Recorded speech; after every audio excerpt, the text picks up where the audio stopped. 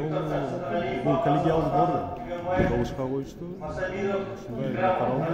90 депутаттан 42 депутат каршы чыкты. Жыйынтыгында кандай болот деп күтүп аттыңыз эле өзүңүз? Анткени айрымдары жетпеши эмес 42 депутат ушул чечимге макул болду дейбиз. Жыйынтыгы кандай болот деп өзүңүз күтүп аттыңыз? Анткени айрымдары жетпейт, жакшы эле иштеп атат деген пикир айтып атышты эле. Өзүңүз жыйынтыгы кандай деп күтүп аттыңыз? Мен өз көз карашымды алдым. Ошол күнү телекке каршы кагаздарды бизге көрсөткөн жок.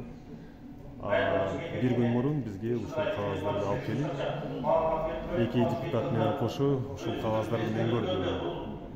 Буюрса жакын арада бизге көрсөтөйүн деп атат депутаттарга.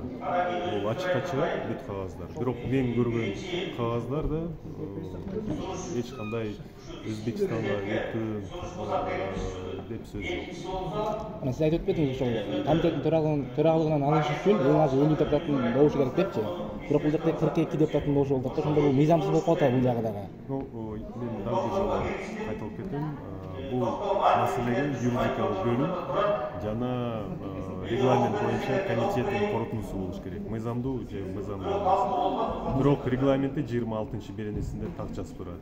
50 добуштан кем эмес болуш керек. Түшүнүктүү. Анан мындан күн мурун сен кызматтан кетишиң керек деген сөздөр айтылып атат деп айткансыз да кечээки жыйында.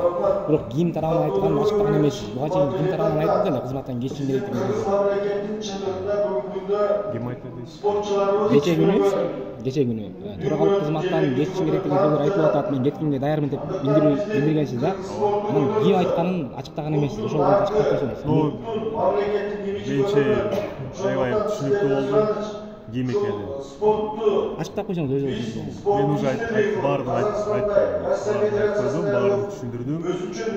Козголгон маселелерге мен жол бердим. Так жол бердим.